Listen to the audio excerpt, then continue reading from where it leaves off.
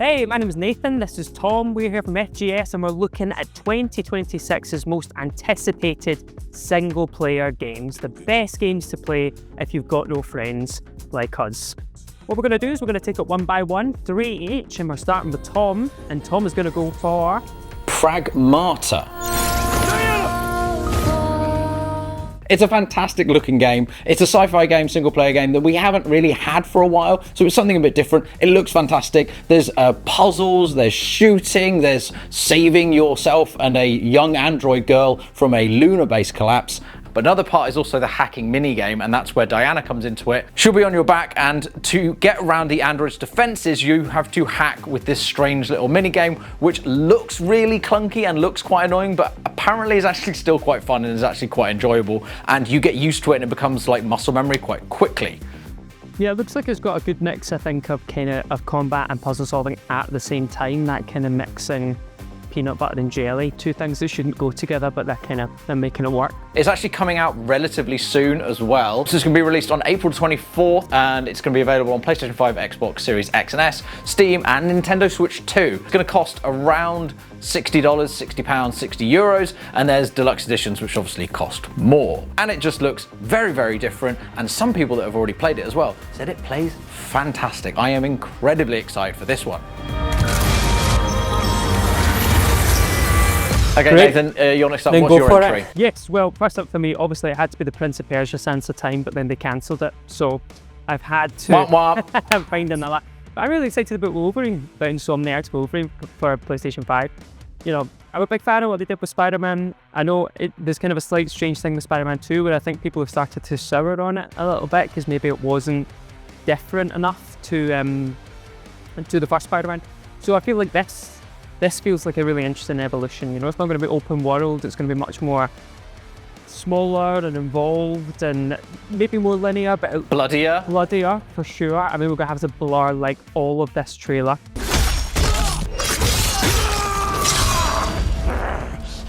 That trailer is no holes barred. It goes in all the holes. They make new holes, they go in pre-existing holes. It's a massive departure as well from Insomniac, where, do you remember in the original Spider-Man game when they had to go out of their way to make sure that, like, oh, that guy got saved by a web. Oh yeah, don't worry, web attached Spider-Man doesn't kill people. And now it's like, okay. Guys, don't worry, they actually die. We're not trying to save them in this one. They will die horrible deaths. Yeah, I'm excited to see what they do. You know, so it's coming out, it's slated for fall 2026. We have talked about this. You think it might get delayed. I'm quite confident with Insomniac that when they announce a release date, it does come out. And it's coming to PlayStation 5. Any other platforms? No other platforms at the moment, but as we know with Spider-Man and Spider-Man 2, they did eventually come to Steam. So I wouldn't be surprised if that happens in the future, but not for a few years yet. When it looks like it's probably going to cost about $70, but I wouldn't be surprised again if that rises, because it's a kind of shiny first-party title. I'm excited about this one. We know that Insomniac can do polish, and I think this is going to be a bit of an evolution for them. Very excited. Right, for my next one, I have chosen Phantom Blade Zero, one that I have actually already played. It's basically a Dark Souls, Devil May Cry first-person action game. But what's really nice about it is it's not as hard as Dark Souls, but it has the aesthetic, it has the bosses. And when I say it's not as hard, what they've done basically is it is tricky and it is very hard. But for example, if you kill an enemy, even a grunt, when you die, they don't come back.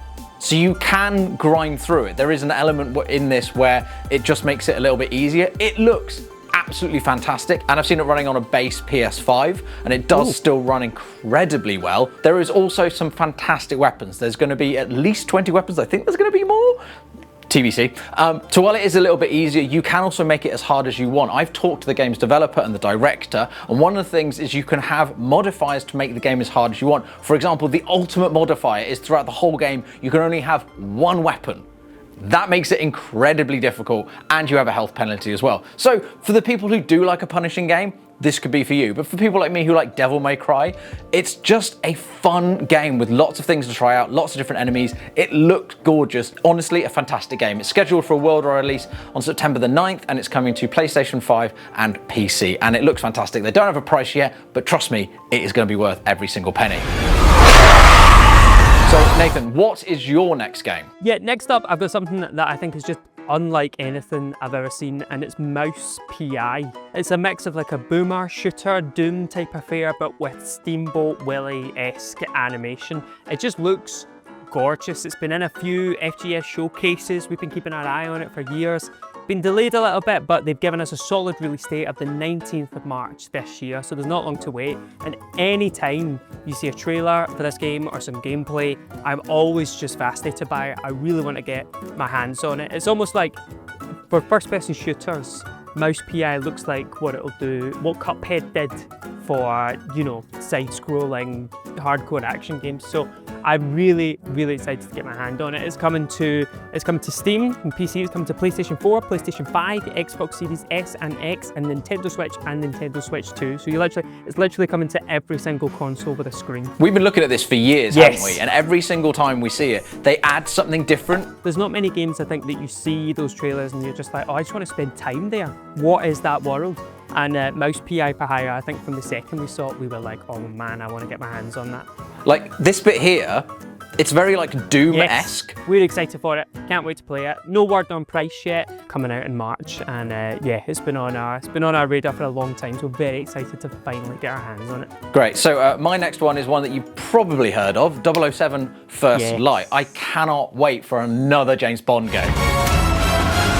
So yes, James Bond is back, and this time IO Interactive are in charge of it, did the Hitman series. The sandbox nature of them playing in this world is so interesting. They also do seem to have nailed the gun mechanics, which obviously was in Hitman, but not a massive part of it. Like if you got your gun out in Hitman, you'd probably messed up the level. Whereas in James Bond, it's obviously going to be a massive part of it, and they've got the gadgets in there, they've got various like cars, because there's lots of classic James Bond cars in it from Aston Martins and Jags. So prepare for speedboat chases, car chases, all kind of chases. It's coming out on May the 27th, fingers crossed that doesn't get delayed again, for PlayStation 5, Xbox Series X and S, PC and Nintendo Switch 2. Yeah, I am so excited for this one. I think I'm a massive, massive Hitman fan, and it'll be fascinating to see, I think, how they Hitman is so open-ended, it's such a sandbox, and I think the kind of casual gamers coming to James Bond maybe don't want that as much, but how do they kind of find that middle ground where they give you like an exciting Uncharted style shootout, striving, brawling, but also keep that kind of Hitman style, almost like puzzle solving in an open area and kind of detecting and figuring things out and finding a unique route to finish your objective. JJ on our team actually saw one of the bits from the trailers, one of the missions from the trailers where Bond starts out climbing in a window in that kind of massive mansion where there's a party going on, and then it transitions to a car chase to a shootout on an airfield. And what he was saying, for that one at least, again, we haven't seen any others, but he was basically saying they're kind of like siloed little parts of the mission. So the one in the mansion is very Hitman. Yes. You've got to find this person, get in this room, and it's a sandbox. You can do it many different ways, and it's up to you. Then the next section, which was the chase, was like a Forza, Burnout, Gran Turismo type chase. Again, it was very different. It was a clear chase and you had to get to this person and they had timers or whatever. And then the next section, which was on the airfield, was this is just a shooter. There are gun, ammo crates, pick up the gun. So I think that's what, at least from that mission, it looks like, is they're going to be siloing the sections of the mission so that you have your sandbox, you have your shooter section, you don't really mix and match. At this cocktail party, you don't, you know, you're not going to pull your gun out and then pull out your silencer. Yeah, that's a smart way to do it. Also, there's a thing I saw in one of the gameplay trailers that I was like, that's genius. Why has no one ever done that? Where Bond runs out of ammo, so then just uses his machine gun as like a baseball bat and just smacks a man in the face with it. And I was like, oh, it's genius. Yeah, it's great. Again, it's IO. IO just think, why can't he just throw a suitcase at them? Why can't he just throw a gun at them? Why can't this suitcase have a homing device in it? Who says so?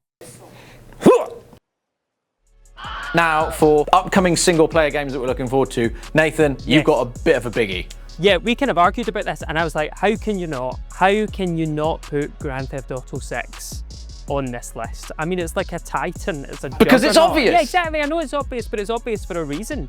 You know, look, you can have as many problems with the series as you want. I know I do, but there's also a certain level of like, you know what? It's a once in a decade thing, and it's coming back round. I think it deserves to be on the list. Yeah, I mean, what can you say about Grand Theft Auto 6 that nobody doesn't already know? You know, it's been in development for a long time. Rockstar's first title since Red Dead 2, returning to Vice City for the first time since, my God, 2002. Dual protagonists in Jason and Lucia, and we don't even really know exactly how that's going to work yet. There's so much that they're kind of keeping under their hat. I think it's going to be something really special. I mean, it's the first Grand Theft Auto we've had as well. Dan Houser, you know, kind of famed writer, has left. He's not involved. You know, will that shake things up? Will it feel different? I don't know. But I mean, how can it not be on this list? It's going to be like a landmark in gaming, whether we like it or not. No word on price yet, although there are rumours that this could be the first ever game to be priced at $100. And as much as that horrifies me, yeah, it could be. And I mean, we're still going to buy it. I'm still going to buy it. It's coming out for PlayStation 5 and Xbox Series S and X. No word on other platforms yet, but I mean, we have seen all the other Grand Theft Autos come to PC at some point. But yeah, that is it. Grand Theft Auto 6. Yeah, a bit of an obvious one, but you know, you can't not have it in the list. How could you not? How could you not have it? Come on. Hopefully we've got a nice list here of like ones that you expected, ones that you maybe hadn't heard of. But we were talking about doing a single player games, like indie ones that are really undiscovered that you haven't heard of, like super niche ones. If you're interested in that, let us know down in the comments. If you want if you love single player games, but you know all about these and you're like, oh, bored, I don't know. If you want something else, if you want some more indie focused ones or some smaller ones, let us know down in the comments below and we'll do that list for you. And while you're here, if you got to the end of the video, why not subscribe? I've been Tom, he's been Nathan. Love you all. Goodbye.